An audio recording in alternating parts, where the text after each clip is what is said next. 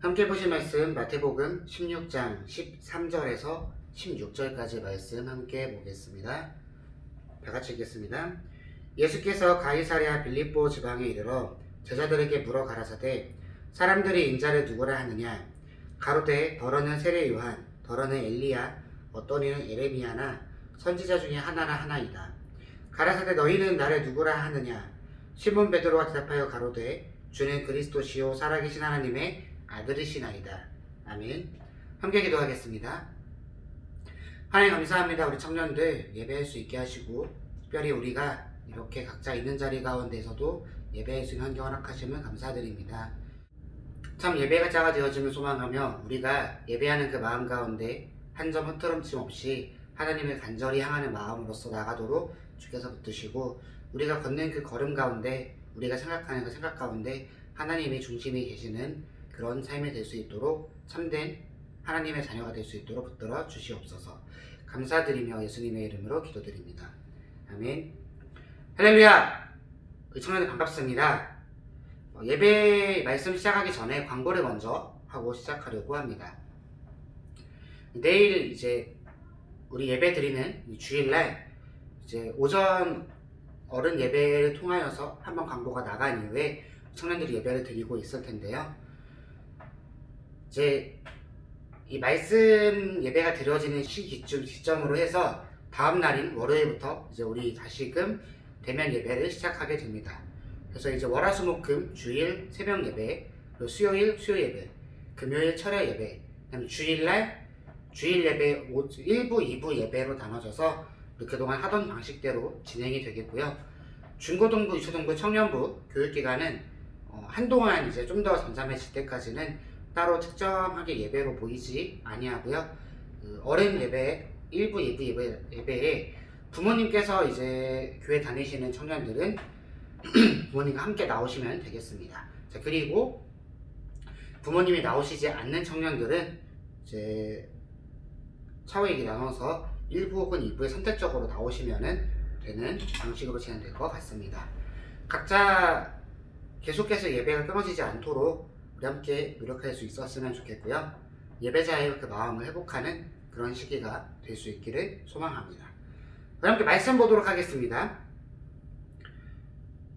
말씀에 들어가기 앞서서 우리 한번 함께 이런 거를 생각해 봤으면 좋겠어요. 나의 정체성은 무엇일까? 우리 각자가 이 정체성을 갖고 살아갑니다.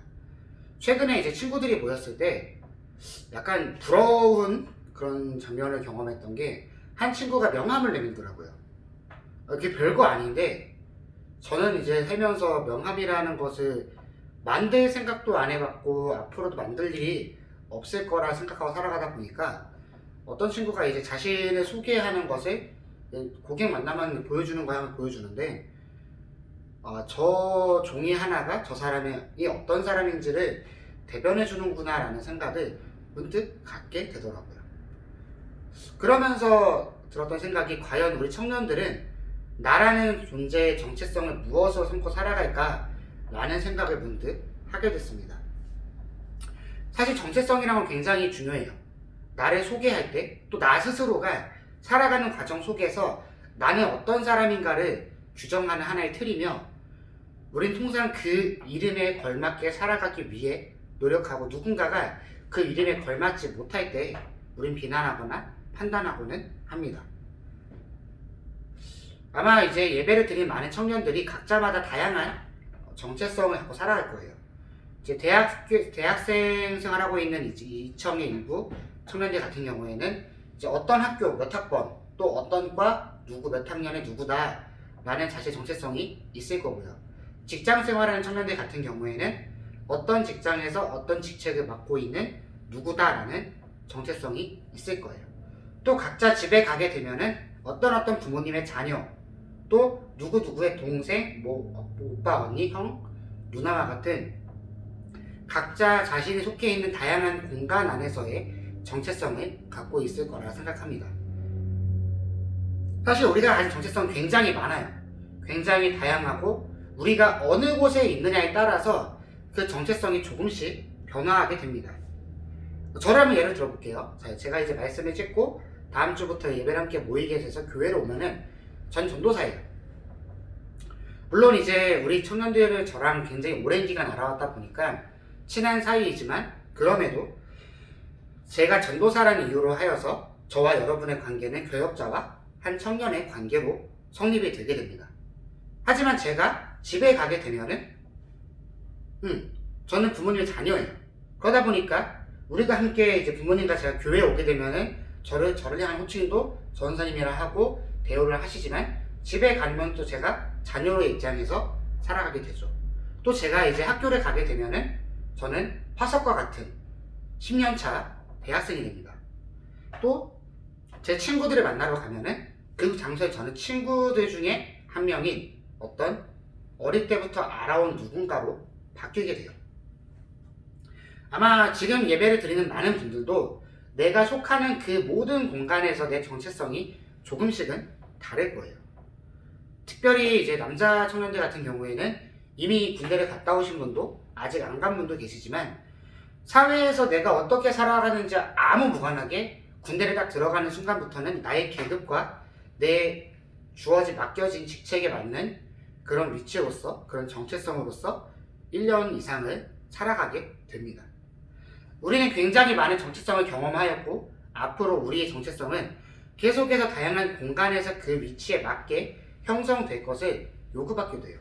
자연스럽게 그것은 우리의 가치관이 되고 우리의 방향성이 되고 우리의 삶의 어떤 인생관 이런 것을 형성하게 됩니다. 자, 그런데 우리가 그런 가진 모든 정체성 위에 반드시 가져야 되는 것은 뭐냐면은 바로 우리가 하나님의 자녀라는 사실이에요. 자, 우리 한번 오늘 본문 같이 읽어보도록 할 텐데요. 13절 함께 읽어보겠습니다. 예수께서 가이사랴 빌립보 지방에 이르러 제자들에게 물어 가라사대 사람들이 인자를 누구라 하느냐. 아멘. 예수님께서 많은 일적을 베푸시다가 제자들과 함께 모이신 자리에서 제자들에게 물어보십니다. 사람들이 나를 누구라 하느냐? 사람들이 나를 어떻게 부르느냐라고 물어보세요. 14절에 보니까 가로되 더러는 세례 요한 더러는 엘리야 어떤 이는 예레미야나 선지자 중에 하나이다. 아멘. 당시에 많은 사람들이 예수님이 향하여서 저 사람은 선지자고 위대한 사람이다. 저 사람은 위대한 존재다라고 생각했어요. 하지만 그들이 생각하는 위대한 존재의 선은 어떻게 생각하면은 눈에 보여지는 기적을 베풀고 그가 전하는 이야기가 권세가 있고 이런 현상적인 것으로 인하여서 평가되어지는 선지자, 어떤 위대한 하나님의 사람 정도의 범위였습니다. 어쩌면 그건 너무 당연해요. 눈에 보여지는 모습에 따른 결과물이었죠. 하지만 15절에서 제자들이 하면 다시금 너희는 나를 누구라 하느냐라고 질문하실 때 16절에 함께 읽어볼게요. 시몬 베드로 대답하여 가로되 주는 그리스도시요 살아계신 하나님의 아들이시니이다. 아멘. 이렇게 고백하는 베드로를 볼 수 있습니다. 당시에 많은 사람들이 현상을 바라보면서 예수님께서 어떤 사람이냐, 능력이 있는 사람이다. 예수님이 어떤 사람이냐, 선지자다. 예수님이 어떤 사람이냐, 세례요한과 같은 사람이다 라고 평가하던 그 상황 속에서 베드로는 그리스도시다. 즉 우리의 구원자시고 살아계신 하나님의 아들입니다 라고 고백합니다. 베드로는 예수님에 대해 정체성이 바로 이거였어요. 예수님 당시에는 하나님의 아들이십니다. 살아계신 하나님의 아들이시고 독생자이시고 우리를 구원하실 메시아입니다 라고 고백하는 것을 베드로는 오늘 장면 속에서 보여주고 있습니다.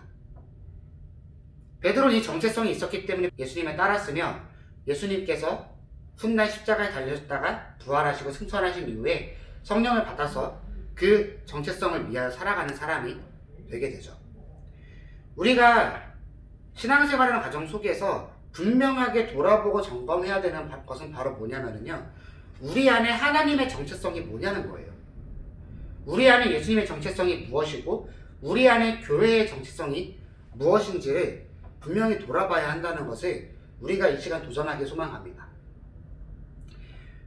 다들 우리가 나의 정체성을 표현할 때 분명히 포함되는 것은 크리스찬, 엘림교회 성도라는 명분이에요.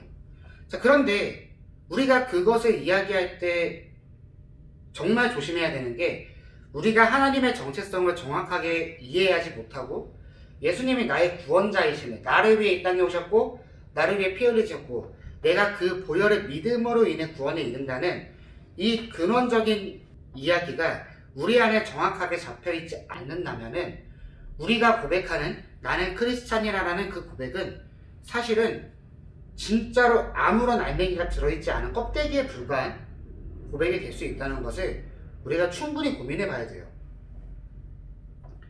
사실 우리는 어린 시절부터 신앙생활을 했습니다. 그리고 이 믿음이라는 것은 제가 매번 강조하지만 이성적으로 잘 고민해서 내가 마치 취사 선택하듯이, 내가 음식점에 가서 메뉴를 고르듯이 내가 다양한 방향성 중에서 이게 가장 합리적이니까 이거 선택하겠다라고 선택하는 믿음이 아니에요.